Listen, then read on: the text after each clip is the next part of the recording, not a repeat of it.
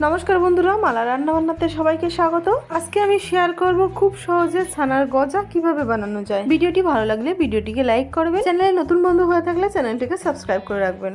ভিডিওটি বানানোর জন্য আমি 750 ml দুধ 2 চামচ লেবুর রস দিয়ে কেটে নিলাম। এবার আমি ছানাটা ছাকার জন্য গামলার উপরে একটা সুতোর কাপড় দিয়ে দিলাম, তার উপরে ছানাগুলো সব দিয়ে লাস্টে নরমাল জল ঢেলে দিয়ে ভালো করে চিপড়ে ছানাটা ছেঁকে নিলাম। আর এই ছানাটা কিন্তু ওজনে 250 গ্রাম। এবার আমি এই ছানার মধ্যে দিয়ে দিচ্ছি 1 চামচ সুজি, 1 চামচ ময়দা, কিঞ্চিত পরিমাণে লবণও দিতে পারেন, মানে 1 চিমটি দিয়ে ভালো করে এটা হাত দিয়ে মিশিয়ে নেব। তারপরে এরকম ভাবে রোল করে নিয়ে সমানভাবে পিস পিস করে কেটে নেব। এক পিস নিয়ে প্রথমে হাতের তালুর মাঝখানে রেখে রসগোল্লার মতন গোল করে এভাবে প্লেটের পরে রেখে হালকা হাতে চাপ দিয়ে চৌকো শেপে করে নেব। ঠিক একই রকম ভাবে আমি সব কটা পিস বানিয়ে নেব।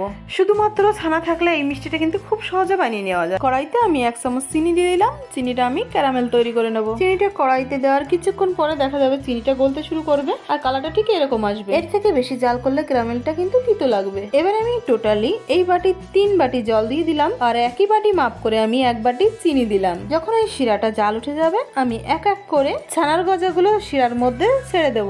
15 মিনিটের মতন মিডিয়াম ফ্লেমে জাল করে নিলেই কিন্তু তৈরি হয়ে গেল অসাধারণ স্বাদের ছানার গজা। সামনে শীতকাল, চিনির জায়গা যদি খেজুরের নলিন গুড় দিয়ে মিষ্টিটা বানানো যায় তাহলে কিন্তু এর বাজার দর 1000 টাকা কিলো। তো বন্ধুরা, ভিডিওটি ভালো লাগলে লাইক, শেয়ার, কমেন্ট করে সাবস্ক্রাইব করতে একদমই ভুলবেন না। খুব ভালো থাকবেন, সুস্থ থাকবেন।